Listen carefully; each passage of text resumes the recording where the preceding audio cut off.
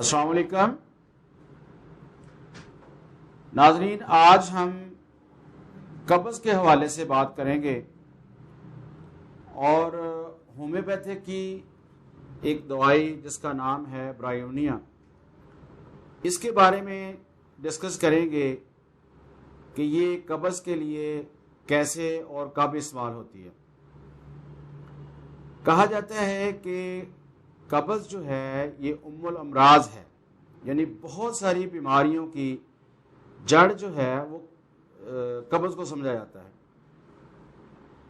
تو برایونیا قبض کے لیے ایک بہترین دوائی ہے، لیکن یہ دوائی اسی وقت کام کرے گی جب اس کو ہومیوپیتھک کے بنیادی اصولوں کو سامنے رکھتے ہوئے تجویز کیا جائے گا۔ تو ہومیوپیتھک میں برایونیا کی علامات کو اگر دیکھا جائے تو اس میں ایک علامت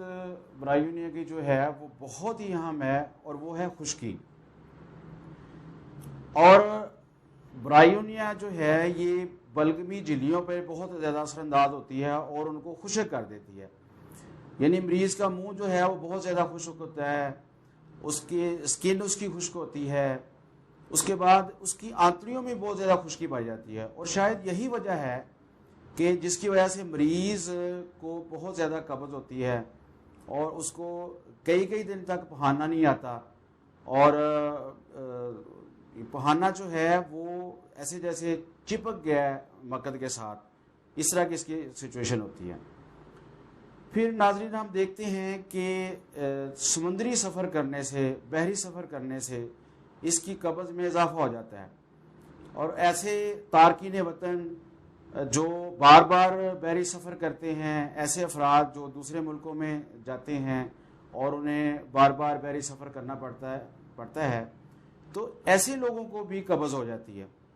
جس کی وجہ سے انہیں بہت تکلیف کا سامنا کرنا پڑتا ہے۔ تو برایونیا کا جو پہاننا ہوتا ہے وہ بہت سخت ہوتا ہے،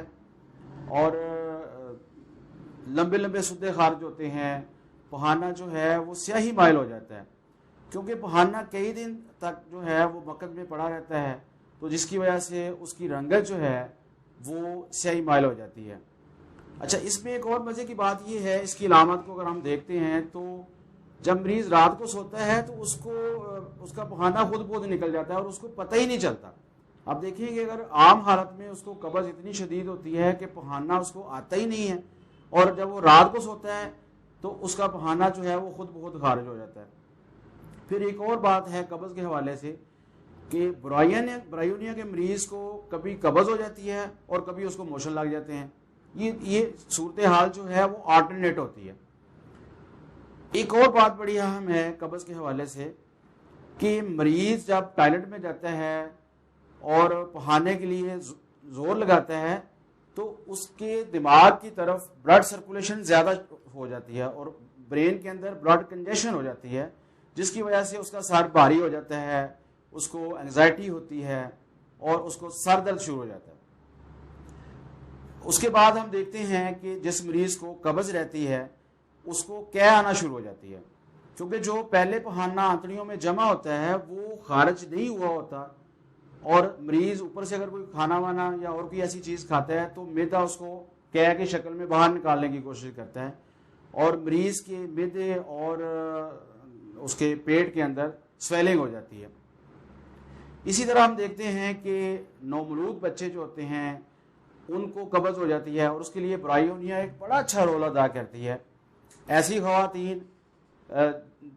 جنہوں نے بچے کو جنم دیا ہو اور اس کے بعد ان کو قبض ہو گئی ہو، ان کے لیے بھی برایونیا بہت اچھا کام کرتی ہے۔ تو اس طرح کر کے برایونیا جو ہے وہ حمل کے دوران اگر کسی عورت کو قبض کی شکایت ہو جائے یا ایک ضدی قسم کی قبض ہوتی ہے اس کی، ٹھیک ہے، تو اس کے لیے بھی برایونیا کا بہت اہم رول ہے۔ اسی طرح پھر ہم دیکھتے ہیں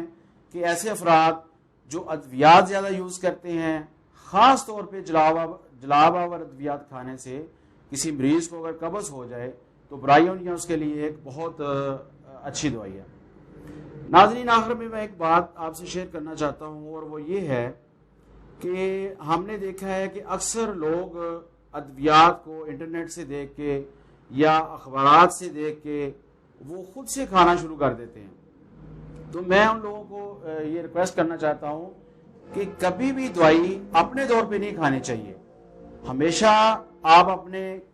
کسی قریبی ڈاکٹر کو چیک کروائیں, کسی اچھے ڈاکٹر کو چیک کروائیں, اور وہ جو آپ کو میڈیسن سجیسٹ کرتا ہے اس کو کھائیں. ایسا نہیں ہونا چاہیے کہ اپنے طور پہ میڈیسن خرید کے یا سنی سنائی بات پہ عمل کر کے آپ دوائی کھانا شروع کر دیں. میں آپ سے ایک بات شیئر کرتا ہوں کہ ایک فیکٹری کا مالک ہوتا ہے اور اس کی ایک مشین خراب ہو جاتی ہے, تو وہ بہت سارے کاریگروں کو بلاتا ہے, اور ہر کاریگر اپنے حساب سے اس کو کھول کے بیٹھ جاتا ہے, اس کو ٹھیک کرنا شروع کر دیتا ہے, لیکن وہ مشین ٹھیک ہونے کی بجائے اور زیادہ خراب ہو جاتی ہے. تو مالک جو فیکٹری کا ہوتا ہے وہ تنگ آ کے جس فرم نے وہ مشین بنائی ہوتی ہے اس سے رابطہ کرتا ہے. تو وہ کمپنی جو ہے وہ اپنا ایک انجینئر بھیجتی ہے اس مشین کو چیک کرنے کے لیے. وہ انجینئر آتا ہے, اس مشین کو ساری کو دیکھتا ہے سرسری طور پہ, اور مشین اس فیکٹری کے مالکان سے کہتا ہے کہ مجھے ہتھوڑا دیا جائے. تو وہ اس کو ہتھوڑا دیتے ہیں, اور وہ ایک مشین کی باڈی پہ ایک مخصوص جگہ پہ تھوڑا مارتا ہے, ہلکی سے, یعنی وہ چوٹ لگاتا ہے, تو مشین 1 منٹ میں رواں ہو جاتی ہے. اب وہ انجینئر جو ہوتا ہے وہ ایکسٹرا آرڈینری پیسے ان سے مانگ لیتا ہے اتنے سے کام کی. تو وہ فیکٹری کا مالک کہتا ہے جناب آپ نے کام تو کوئی کیا نہیں, ایک ہلکا سا تھوڑا اس کے اوپر مارا ہے, تو آپ اتنے پیسے مانگ رہے ہیں. تو اس نے کہا جناب میں تھوڑا مارنے کے پیسے نہیں لے رہا آپ سے, میں اس بات کے پیسے لے رہا ہوں کہ تھوڑا مارنا کہاں ہے. یعنی ڈائگنوز اس نے کیا, اس نے اس کی پرابلم کو سمجھا, اور اس کے مطابق اس نے پھر ایک تو یہ دیکھا کہ تھوڑا کہاں مارنا ہے, اور پھر دوسری بات یہ دیکھی کہ کتنی فورس سے مارنا ہے.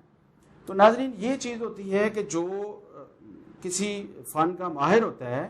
وہی جانتا ہے کہ اس چیز کو ہم نے کیسے استعمال کرنا ہے. اس لیے میرا مشورہ یہ ہے کہ آپ اچھے ڈاکٹر کے پاس جائیں اور خود علاجی نہ کریں.